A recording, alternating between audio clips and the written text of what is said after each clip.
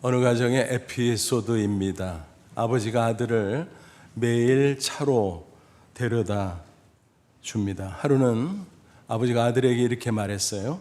아들, 아빠가 나중에 늙으면 그때는 아들이 차 태워줘야 돼. 그래서 아들이 이렇게 대답을 했다고 합니다.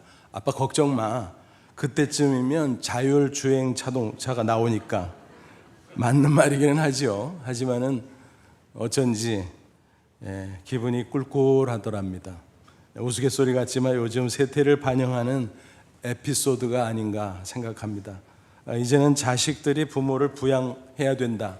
그 책임의식 점점 약화되고 있습니다. 또 부모들도 굳이 자식을 의지하지 않으려는 경향이 있습니다.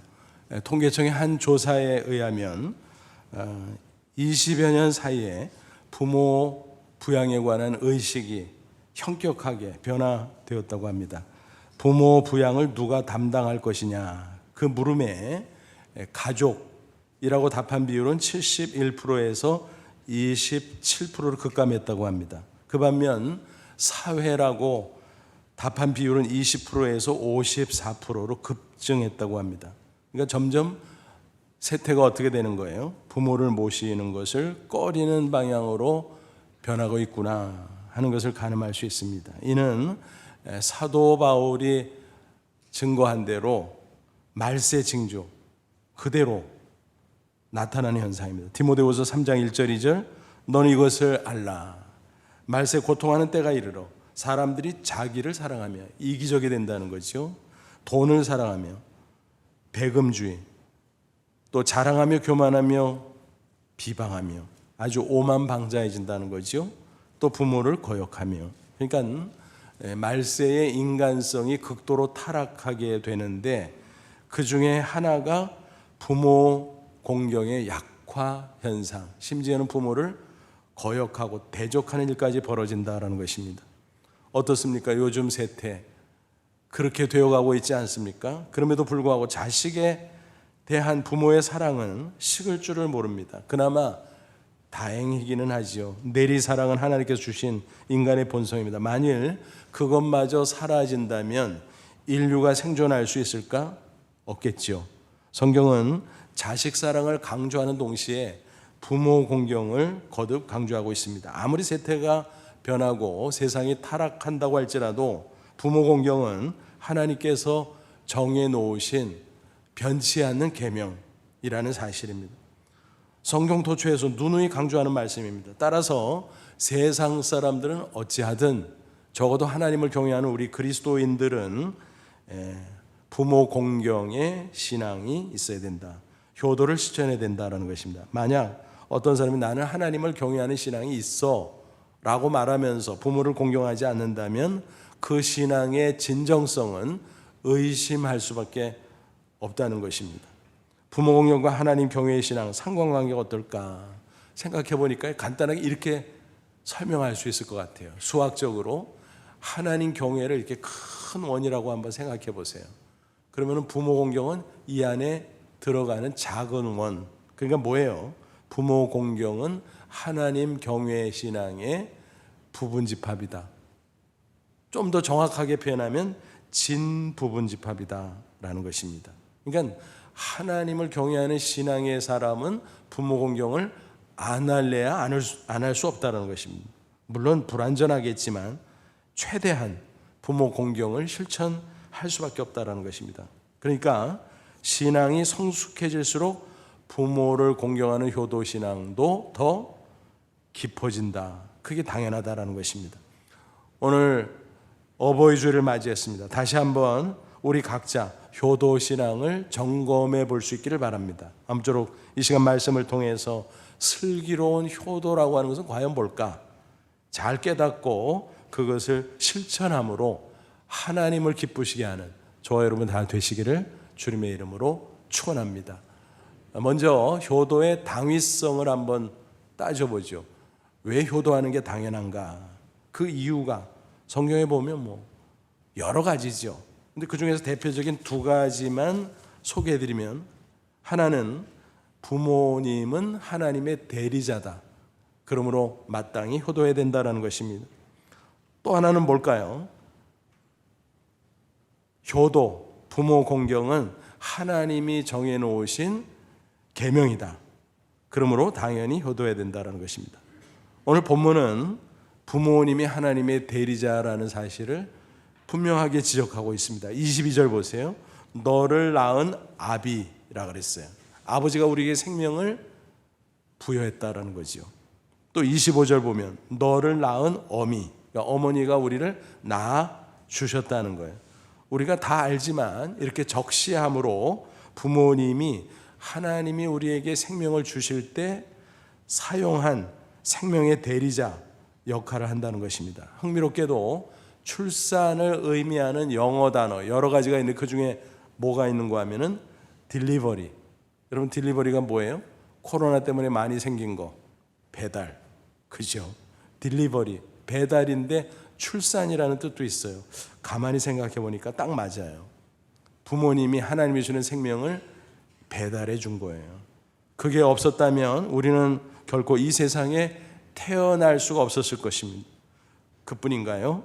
부모는 우리에게 지혜의 대리자예요. 또 사랑의 대리자이기도 합니다. 우리가 아무리 잘난 사람이라고 할지라도 부모가 없었다면 태어날 수 없었던 것처럼 인생의 지혜도 얻을 수 없었을 것입니다. 또 우리는 지금까지도 부모의 사랑을 받고 살았으며 또 앞으로도 부모의 사랑을 먹고 자랄 것입니다. 여러분 잘 생각해 보세요. 우리가 매일 먹고 마시잖아요. 중환병에 걸린 분들 보면 먹고 마시는 거조차 힘들어해요. 그래서 이게 당연한 게 아니구나, 쉬운 게 아니구나, 그렇습니다. 먹고 마시는 거 내가 처음부터 알았을까요? 아니요. 부모님이 하나하나 가르쳐 줬어요. 처음에는 떠먹이고 그 다음에는 숟가락을 쥐어주고 먹어보라 그러고, 그래서 독립적으로 먹고 마실 수 있도록 가르쳐 주었다는 것입니다. 걷는 것도 그래요. 걸음마 일어서자마자 꽈당 넘어졌잖아요. 근데 일으켜 세워주고 또 걸음마를 시켜주고, 그래서 우리가 홀로 걷게 된 거 아니겠습니까? 옷을 입는 것도 마찬가지, 대소변을 보는 것도 마찬가지, 다 부모님이 가르쳐 주셨습니다. 또 혼자 사는 게 아니에요. 사람들과 어울려 사회를 구성하고 살잖아요. 사람들과 관계를 어떻게 해야 될까? 인사하는 건 이렇게 하는 거야, 예의 범절은 이런 거야, 하나하나 가르쳐 주셨습니다. 그뿐만 아니라 인생을 살아가는 데 필요한 이런저런 지혜들을 아주 다양하게 가르쳐 주었다는 것입니다. 얼핏 생각하면 학교에서 배운 게 대단한 것처럼 보이죠. 나는 학박사야, 내가 학위가 몇 개인 줄 알아?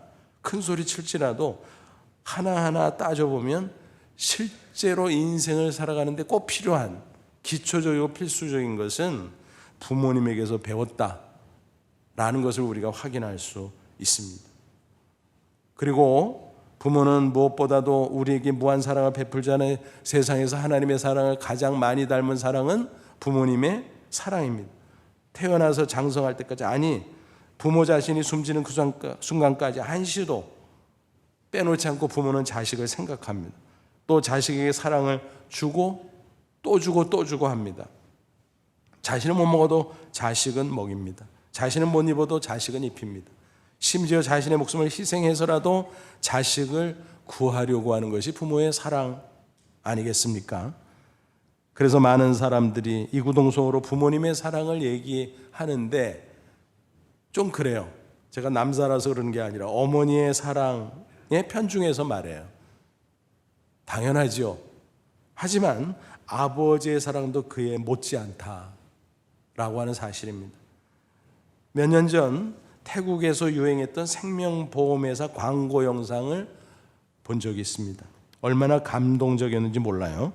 청각장애인 아버지가 있어요. 또 딸이 있어요. 딸이 학교에서 친구들에게 놀림을 당합니다. 네 아버지 말 못하지? 듣지도 못하더라. 너무너무 속상했습니다. 그래서 아버지에게 투정을 부렸더니 아버지가 잘 타이르고 나무랬습니다. 그래서 딸은 아버지를 원망합니다. 반항합니다. 아버지는 미안했어요. 그래서 딸의 생일날 케이크를 준비해 놓고 기다립니다. 딸이 오면 내가 꼭 해주고 싶은 말이 있어. 그 말을 미리 여러 번 연습하고 있었습니다. 내가 청각장애인이라 미안하다. 다른 아버지처럼 듣지도 말하지도 못하지만 내가 너를 진심으로 사랑한다는 것만큼은 알아다오. 생일 축하해. 항상 행복하렴. 여러 번 이렇게 연습을 하고 기다리는데 딸이 들어오질 않는 겁니다. 이상하네. 나가보니까 끔찍한 일이 벌어졌습니다. 딸이 피를 흘리고 쓰러져 있는 것이었습니다. 극단적인 선택을 했던 것입니다. 급히 병원으로 데려갑니다. 그리고 의사에게 눈물로 간청합니다. 선생님, 제발 제 딸을 살려주세요. 제 돈도 드리겠습니다. 제 집도 다 드리겠습니다. 제 피를 사용해 주십시오. 다행히 아버지의 피로 수혈받은 딸이 살아나게 됩니다. 딸은 비로소 아버지의 사랑이 얼마나 큰 것인가를 깨닫고 감격스러운 눈물을 흘리게 됩니다. 그리고 영상 마지막에 이런 자막이 뜹니다. 세상에 완벽한 아버지는 없습니다. 그러나 아버지는 항상 완벽한 사랑을 합니다. 다시 한번 말씀드리죠.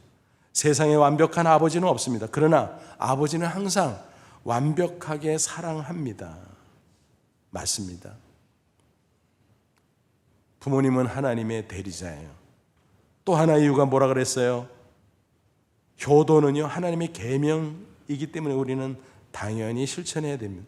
효도 계명 어디에 있습니까? 성경 도처이지만 특별히 십계명 가운데 아주 중요한 위치를 점하고 있어요. 잘 아시는 십계명은 두 파트로 나눠지잖아요. 전반부는 1계명부터 4계명. 거기는 뭐가 있어요? 하나님과의 관계 속에서 하나님 사랑을 실천하라는 계명입니다. 그래서 수직적 계명이라고 부르기도 하죠. 대신 계명이라고 부르기도 합니다.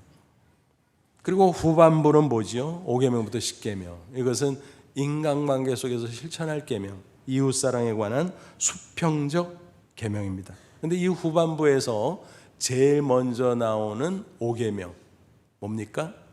부모 공경의 계명, 효도 계명인 것입니다. 출애굽기 20장 12절은 증거합니다. 내 부모를 공경하라. 그리하면 내 하나님 여호와가 내게 준 땅에서 내 생명이 길리라 그랬습니다. 부모 공경, 즉 효도는 대인관계 속에서 지킬 첫 번째 계명, 으뜸 계명이라는 것입니다. 그래서 종교학자 마르틴 루터는 뭐라고 말했나요? 부모는 하나님 다음으로 높여드려야 한다. 맞습니다. 그러므로 저와 여러분 효도가 하나님을 경외하는 그리스도인에게 필수적인 실천사항이라는 사실을 꼭 명심하시기를 바랍니다. 그럼 구체적으로 어떻게 효도하면 좋을지 그 방법을 살펴보지요.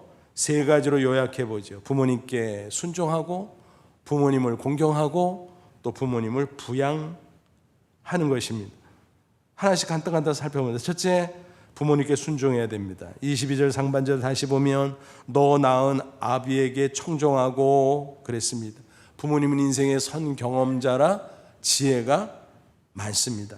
무엇보다도 자식이 잘 되기를 바라는 간절한 마음이 있습니다. 그러므로 부모님의 말씀에 순종하는 것은 마땅할 뿐만이 아니라 자식들에게 유익합니다. 물론 부모님도 인간이기 때문에 이따금 틀린 말씀을 할 때도 있어요. 좌로우로 치우칠 때도 있어요. 그래서 성경은 뭐라고 말씀하죠? 에베소 6장 1절 사도 바울은 5계명을 인용하고 응용하면서 이렇게 증거합니다. 자녀들아 주 안에서 너희 부모에게 순종하라. 이것이 옳으니라. 주 안에서 그냥 순종하라가 아니라 주 안에서. 무슨 말씀이에요? 하나님의 말씀이 상위법이다라는 겁니다. 그러므로 하나님의 말씀과 부모님의 말씀이 상충될 때는 먼저 하나님의 말씀에 순종하라. 그게 결과적으로는 부모 순종이 된다라는 것입니다. 때때로 그런 경우가 있죠. 하지만 어디까지나 부모님의 중심은 뭐예요? 자식을 위하는 거예요. 본인이 판단을 잘못했지만 중심은 자식을 위하는 마음이에요. 그러므로 부모님을 존중하면서 지혜롭게 처신해야 합니다. 끝까지 공손한 태도를 유지해야 된다는 것입니다. 겸연쩍지만 저의 간증을 잠시 나누고자 합니다. 제가 대학원 석사과정을 졸업하고 하나님의 부르심을 분명하게 받았습니다. 그래서 이제 군대 갔다 와서 신학교에 입학하자, 그렇게 결단을 하고 집에 말했습니다. 난리가 났습니다. 어머니가 심각하게 반대를 했습니다. 그도 그럴 것이, 어려서부터 어머니는 외삼촌이 이루지 못한 꿈을 저에게 투사해서 이루고자 했습니다. 그래서 노래를 불렀어요. 너는 법대 판사, 법대 판사. 저도 그러는 줄 알았어요. 근데 고등학교 딱 올라가서 프랑스어를 배우기 시작하는데 너무너무 좋은 거예요. 야, 이거다. 난 이거 할 거야. 그래서 대학 입학 과정에서 어머니와 충돌을 했죠. 고집을 피우고 불문과에 입학을 했습니다. 어머니는 이제 새로운 기대를 가지게 됐습니다. 그러면 교수 되려나? 뭐 그것도 좋네. 그러고서 기다리셨는데 갑자기 신학교 가서 목사가 된다 그러니까 이게 뭐냐는 거예요. 그럴 거면 아예 대학 갈 때 신학대학을 가지 뭐 하는 짓이냐. 여러 번 실망을 시키고. 근데 저는 저대로 할 말이 있어요. 내가 대학교 3학년 때 예수를 믿기 시작했는데 무슨 신학대학을 가냐고 그때. 아니, 하나님이 이제서야 불렀는데 나보다 어쩌란 말이냐고 그렇게 말했습니다. 대들었습니다. 참다 못해 혈기를 부리고 말았습니다. 심한 말도 했습니다.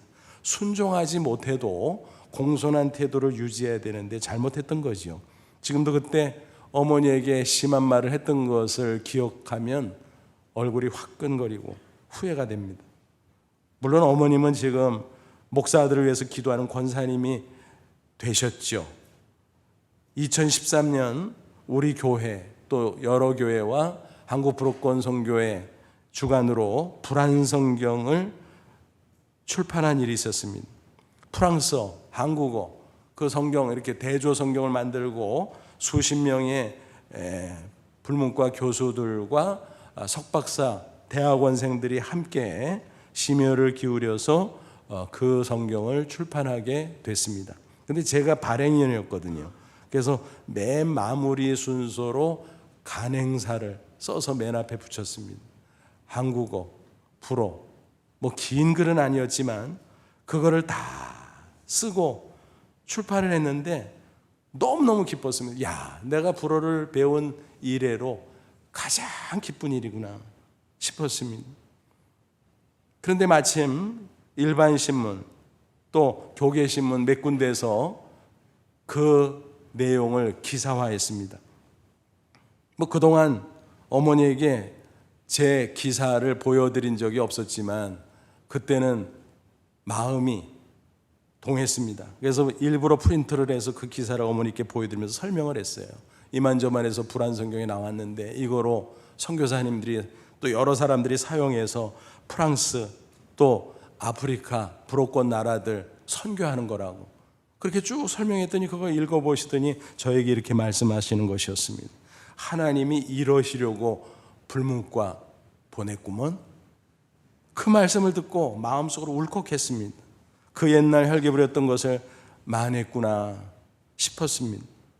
그 옛날에는 어머니가 잘 모르셔서 반대를 했는데 하나님의 부르심을 무시하고 제가 부모의 말씀을 따른다고 그렇게 했다면 어떻게 됐을까요? 제 인생에 엄청 꼬였을 것입니다. 결과적으로 하나님의 말씀도 불순종하고 부모 말씀에도 불순종하는 꼴이 되고 말았을 것입니다. 하나님의 말씀에 순종하니까 세월이 흐르면서 하나님의 부모의 마음을 바꿔주셨고 결과적으로 부모의 말씀에도 순종한 셈이 되었다라는 것입니다. 여러분, 주 안에서 부모에게 순종하라. 그 뜻이 무엇인지 충분히 이해하실 수 있겠죠. 또 우리는 효도하되 부모님을 공경해야 합니다. 22절 하반절 보니까 내 늙은 어미를 경히 여기지 말지니라. 경히 여기다. 무시하는 거죠. 그러니까 무시하지 말고 공경하라. 히브리어 성경 원어로 공경이라는 단어는 카베드입니다. 근데 이 단어는요, 본래 간이란 뜻이에요. 인체에 간이 있잖아요. 잘 아시는데도 간은 크기에 비해서 꽤 무겁죠. 그래서 간이라는 뜻도 있지만 카베드라는 단어는 무거움 그런 뜻도 있어요. 그러니까 부모를 공경하라는 것은 부모님을 무겁게 여겨라. 귀중히 여겨라, 존대하라, 그런 뜻임을 알 수가 있습니다.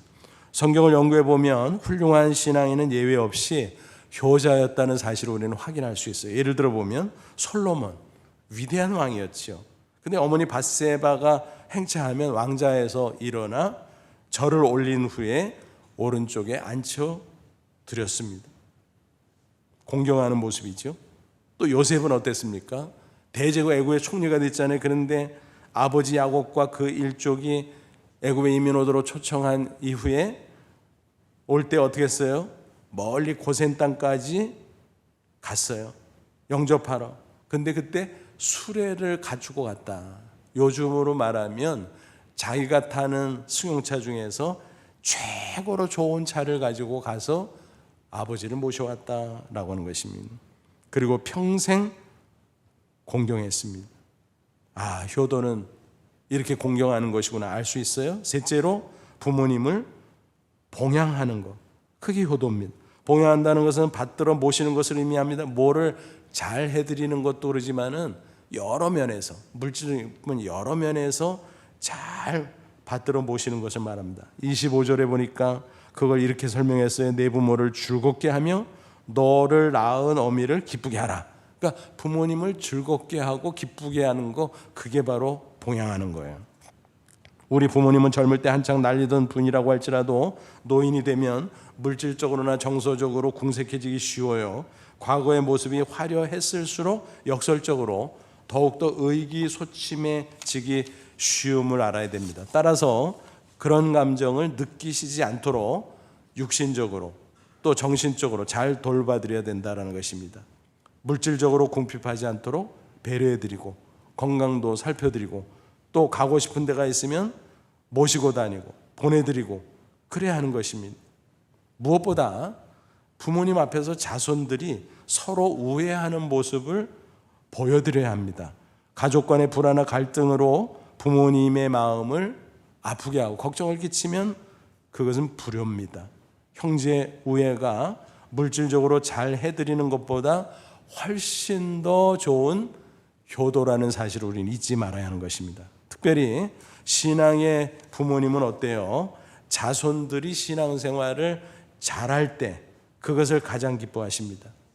23절 24절 보세요. 진리를 사되 팔지는 말며 지혜와 훈계와 명철도 그리할지니라. 무슨 얘기예요? 진리 또 지혜, 훈계, 명철, 그 말을 통틀어서 하나님의 말씀이라고 할 수 있어요. 하나님의 말씀을 사야지 팔지는 마라 그랬어요. 무슨 얘기예요? 하나님 앞에서 산다는 것은 그 말씀을 받아들이고 그 말씀대로 바로 살아라, 그거죠. 하나님의 말씀을 판다는 건 뭐예요? 세속적인 그 잘난 성공을 위해서 하나님의 말씀을 저버리고 신앙을 배반하고 그러면 안 된다는 거죠. 24절 의인의 아비는 크게 즐거울 것이요 지혜로운 자식을 낳은 자는 그로 말미암아 즐거울 것이라. 의인의 아비, 아버지, 또 지혜로운 자식을 낳은 자, 어머니. 근데 의인, 지혜로운 자는 어떤 사람이에요? 한마디로 말하면 신앙생활 잘하는 사람, 하나님을 진실하게 믿고 하나님의 말씀대로 사는 사람이지요. 그런 사람으로 인해서 부모님은 크게 즐거워하신다라고 하는 겁니다. 이게 영적인 봉양인 것입니다. 제가 아는 우리 교회 어르신들과 대화를 해보면 다 그랬어요. 다. 아이고 딴 거 없어요. 세월 갈수록 신앙생활이 최고야. 우리 자식들 손주들 신앙생활 똑바로 하는 거 외에 더 바랄 게 없어요. 그렇게들 말씀하세요. 왜 그래요? 신앙생활 똑바로 하는 게요, 그 자체가 영생의 길이고 그 자체가 축복의 길 아닙니까? 다 되는 거 아닙니까? 그 한 가지만 확실하면 부모님은 안심하세요. 부모님은 몹시 기뻐하세요. 우리는 그것을 잘 알고 영적 봉양을 해야 될 것입니다. 혹시 불신앙의 부모님이라면 어떻게 될까요? 전도해야지요. 복음 전해서 예수 꼭 믿게 하고 하나님의 백성이 되도록 그렇게 도와드려야 되죠. 부모님이 그것을 잘 몰라서 그렇지 예수님을 믿게 되면 얼마나 기뻐하는지 몰라요. 그렇잖아요. 영생 얻은 기쁨이 얼마나 큽니까? 또 천국에 대한 소망이 얼마나 좋습니까?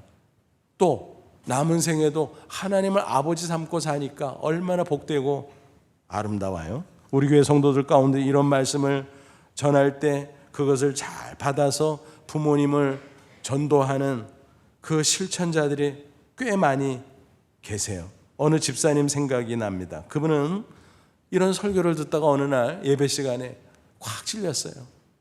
나는 부모님을 전도를 못했구나. 근데 부모님이 저 시골 고향에 계신 거예요. 왔다 갔다 하기가 어렵지 않아요. 자주 찾아뵙지 못하잖아요. 생활이 있으니까. 그래도 결단하고 이제 여러 번 찾아뵈면서 부모님에게 복음을 전했어요. 그래서 결국 부모님이 고향교회에 등록하고 출석을 했고 나중에는 예수님을 영접하고 세례를 받게 되었다는 것입니다. 그 간증을 저에게 해줘서 제가 집사님 진짜 잘했어요. 칭찬해드리고 격려하고 최고의 효도를 하셨다고 말씀을 드린 적이 있습니다. 뭐 이런 사례들은요 무지무지 많아요. 어떤 가정에서는 급히 연락이 와요. 아유 우리 아버님 우리 어머님이 너무너무 아프시고 연로하신 가운데 아무래도 목사님이 와서 좀 복음 좀 전해주세요. 그리고 영접기도 좀 시켜주세요. 그러면은 찾아갑니다. 그러면은 참 그게 만만치가 않아요. 평생 예수 믿지 않던 어른이 마음을 열고 예수님 영접한다는 게 쉬운 일은 아니에요. 인간적으로 잘 설명한다고 하지만 그런다고 예수를 쉽게 믿는 것은 아니거든요. 결국은 기도하는 가운데 성령께서 도와주셔야 돼요. 물론 하나님의 택한 백성은 당연히 그렇게 해 주시지요. 심한 경우는 이런 경우도 있어요. 병원에 입원했다는 소식을 듣고 찾아갔는데 목사가 오니까 쳐다보기는커녕 돌아앉아요. 어떡합니까? 그냥 돌아앉을 뿐만이 아니라 또 신호를 보내. 왜 왔냐 이거지. 기분 나쁘다 이거지. 상대하기 싫다 이거지. 근데 갔는데 물러설 수는 없잖아요. 그러면 잘 달래드려야 되잖아요. 말을 걸고. 그래서 돌아와서 앉고 마주 앉게 하고 그 다음에 말씀을 잘 듣도록 이렇게 또 배려를 하고 또 그렇게 또 받아달라고 말씀도 드리고 그리고 복음을 쉽게 설명을 해줘야 되잖아요. 그러면 마음을 열고 예수를 믿는 경우가 있어요. 그러면 영접기도 결신기도 같이 하고 또 치유기도 축복기도 해드리고 그리고 이게 딱 틈이 보이면 오늘 온 김에 세례 받으시면 좋은데 세례 받는 것은 계약서 도장 찍는 거랑 똑같은데요. 하나님 백성, 천국 백성 됐다는 거 표시해 드리는 건데 해드릴까요? 그러면 해달래요. 근데 어떤 때는 미리 준비를 하는데 준비를 못하는 게 휴대용 세례기가 있거든요. 근데 그거를 미처 준비하지 못하면 그렇다고 못해요? 종이컵에다가 물 받아다가 하면 되는 거지. 그래가지고 세례를 드리는 경우가 있어요. 근데 기가 막힌 것은 며칠 후에 연락 오는 경우가 있어요. 며칠 후에. 우리 아버지 돌아가셨어요. 우리 어머니 돌아가셨어요. 장례식을 치르면 어떻게 될까요? 슬퍼하지 않아요, 유족들이? 정이 없어서 그럴까요? 아니요. 기쁨이 훨씬 더 크기 때문에 그래요. 우리 아버지 천국 갔어. 우리 어머니 천국 갔어. 돌아가실 때 너무너무 평안하게 가셨어. 막 그런 간증을 해요. 가족 중에서 어떤 사람은 우리 아버지의 꿈에 나타나서 야, 나 천국 가는데 너무 좋다야. 잠시 후에 보자야. 여러분 얼마나 놀라운 간증들이 많은지 몰라요. 이게 불신앙의 부모님에게 영적으로 봉양해 드리는 거예요. 여러분 아무리 물질적으로 육신적으로 좋은 것을 해드리고 잘해드린다고 할지라도 신앙을 전해드리지 못하면 아무것도 아니에요. 두고두고 후회 막심합니다. 부모님을 오래 기다려주지 않아요. 기회는 항상 있는 게 아니에요. 당장 하세요. 오늘 어버이주일에다가 또 어버이날 따블이야 따블. 여러분 당장 하십시오. 오늘 좋은 선물해드리고 맛있는 음식 대접해드리는 그것도 효도지만 그것도 좋지만 영적인 봉양 꼭 하시 바랍니다. 복음을 전해주는 것 그것이 최고의 효도인 줄로 믿습니다. 아무쪼록 오늘 말씀대로 부모님께 순종하고 부모님을 공경하고 부모님을 봉양함으로 하나님을 기쁘시게 하는 저와 여러분 되시기를 축원합니다. 그런데 여러분, 한 가지 우리가 놓치지 말아야 될 중요한 사실이 있어요. 효도를 잘하는 사람에게 하나님께서 특별 보너스를 주신다는 사실입니다. 부모 공경, 효도 뭐예요? 당연한 거죠. 뭐 바라고 해요? 이미 받은 게 너무너무 많은데, 그렇잖아요. 그럼에도 하나님은 축복해 주시겠다고 약속을 하셨어요.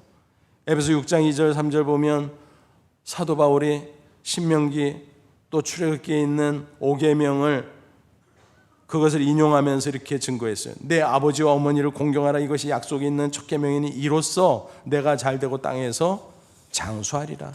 무슨 얘기예요? 약속이 있는 첫 계명. 첫 계명이라 아까 말씀드렸죠. 이 10계명 후반부에 첫 번째 나오는 계명, 제일 중요한 계명이라는 거예요. 그런데 그 계명에 약속이 붙어 있다. 그래서 약속이 있는 첫 계명. 다른 계명들은요, 약속이 붙어 있질 않아요. 전체적으로 붙어 있는 약속은 있지만 한 계명마다 약속이 붙은 것은 5계명밖에 없어요. 그러니까 진짜 특별하네, 신기하네. 첫 계명인데 약속까지 붙어 있어. 너무너무 중요하네. 맞습니다. 이처럼 효도 계명이 너무너무 중요하기 때문에 하나님께서 강조 또 강조하다가 그것도 부족해서 아예 축복의 약속까지 덧붙여 주셨다라는 것입니다. 왜 그럴까요? 당연한 일인데 너무 소홀히 하니까, 중요한데 소홀히 하니까 안타까워서 인센티브를 주시는 것입니다. 마치 가정에서 일어나는 일과 비슷해요. 부모님들이요, 자녀들에게 공부해라 누구 위해서요? 자기들 위해서 하죠. 부모 위해서 공부해. 근데 공부해라 안 해. 노는 게 좋지. 그거 안타까워요. 그거 어떻게 해요? 상을 걸자. 야, 너 중간고사 시험 잘 보면 아빠가 뭐 해줄게, 엄마가 뭐 해줄게. 아이고, 공부시키고 상까지 줘. 그게 부모잖아요. 하나님도 그거예요. 아니, 누구 위해서 효도해? 자기 위해서 효도하지. 근데 안 해. 그러니까 좀 상 좀 줄게 좀 해라 해. 그게 바로 약속 있는 첫 계명이라는 말씀의 뜻인 거예요. 그러므로 당연한 거지만 더욱더 열심히 효도 계명을 실천할 수 있기를 바랍니다. 더 나아가 자손들에게도 꼭 가르쳐야 돼요. 그게 자손들 축복받게 하는 최고의 비결이에요. 근데 젊을 때는 저도 좀 겸연쩍고 쑥스럽더라고요. 엎드려 절 받는 것 같아서. 야, 엄마 아빠한테 효도해. 아이고, 좀 그래요. 근데 그렇게 해야 돼요. 멋쩍어도 가르쳐야 돼요. 그래야 어려서부터 훈련이 되고 의뢰하는 거로 알고 갈수록 더 잘하게 돼요. 본을 보여야 됩니다. 가르칠 뿐만이 아니에요. 그래서 우리가 우리 위에 부모님들한테 잘 효도하면요, 옆에서 보거든요. 다 배우는 거거든요. 그래서 자자손손 효도신앙을 계승하고 자자손손 하나님이 약속하신 놀라운 축복을 풍성히 받게 되기를 주님의 이름으로 축원합니다. 작년에 신문에서 본 해외 기사 소개해드립니다. 브라질에서 있었던 일이에요. 어느 대학의 졸업식장에서 있었던 이야기입니다. 한 여학생, 졸업생이, 그 이름은 로베르타 마세나, 갑자기 졸업가운을 벗는 거예요. 왜 저래? 사람들이 깜짝 놀라서 봤겠죠. 근데 그 안에 보니까 옷이 허름한 옷이야. 야, 졸업식에는 통상 제일 멋쟁이 옷을 입는데 저게 뭐야? 사연이 있었습니다. 그 어머니는 건물 미안으로 근무하고 있는데 그 어머니가 일할 때 입는 작업복이에요. 그걸 그 안에 입은 거예요. 그리고 일부러 졸업가운을 딱 벗어 제치고 어머니를 얼싸안았습니다. 여학생이 왜 그런 돌발적인 행동을 했을까 물어봤습니다. 이렇게 대답하는 것이었습니다.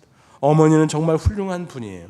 내가 어머니를 얼마나 자랑스럽게 생각하는지 보여주고 싶었습니다. 가난한 가정살림, 그래서 미완으로 일하지만 정말 훌륭한 최고의 어머니, 그 사랑으로 내가 이렇게 컸으니 어머니 감사해요. 그것을 표현하고 다른 사람한테도 어머니의 훌륭함을 보여드리고 싶었다라는 겁니다. 그에게는 꿈이 있었어요. 나처럼 가난한 학생들을 위해서 헌신하는 교육 전문가가 되리라. 그래서 석사과정 대학원에 진학하기를 원했지만 코로나19로 갑자기 경제사정이 어려워져서 포기하고 있었습니다. 그런데 그 미담이 기사화됐어요. 그 기사를 접한 어느 대학교의 당국자가 연락을 해왔어요.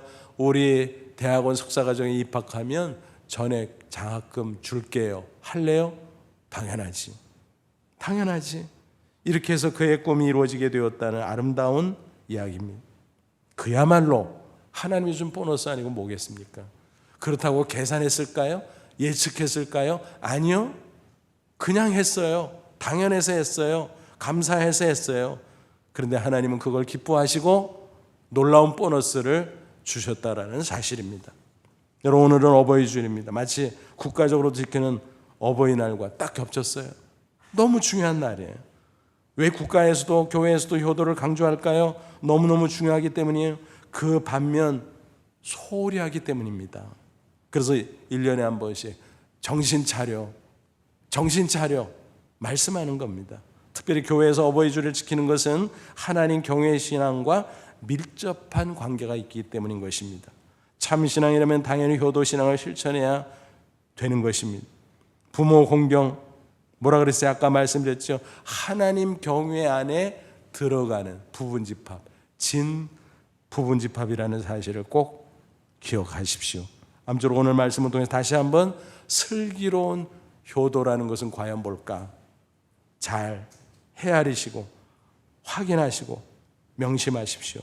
그리고 이전보다 더 부모님을 공경함으로 하나님을 기쁘시게 하고 더 나아가 하나님이 약속하신 보너스도 두둑히 받는 저와 여러분 그리고 우리 자손들이 다 되기를 주님의 이름으로 축원합니다. 기도하겠습니다. 이 말씀 붙잡고 기도하자. 하나님, 우리를 하나님의 자녀 천국 백성 삼아주셔서 너무 감사합니다. 게다가 가정의 부모님 주셔서 감사합니다. 교회의 신앙의 어르신들 주셔서 감사합니다. 우리가 주의 계명대로 부모 공경 효도하게 하옵소서. 부모님께 순종하고 부모님을 귀히 여기고 또 부모님을 봉양하고 꼭 실천하기를 원합니다. 특별히 영적인 봉양하게 하옵소서. 그래서 하나님 기쁘시게 하고 하나님이 주신 보너스도 받고 세상에서 하나님의 영광을 드러내고 자자손손 하나님 안에서 영육간에 번성케 하옵소서. 다 같이 간절한 마음으로 기도합니다. 하나님 아버지, 은혜와 사랑을 진심으로 감사합니다. 이 무지몽매하고 완악한 자들을 위해 다시 한번 어버이 줄 허락하시고 말씀으로 깨우쳐 주심을 감사합니다. 성령으로 우리의 마음을 부드럽게 하시고 우리 마음판에 주의 말씀을 새겨주시니 감사합니다. 이 말씀 꼭 붙잡고 실천하게 하옵소서.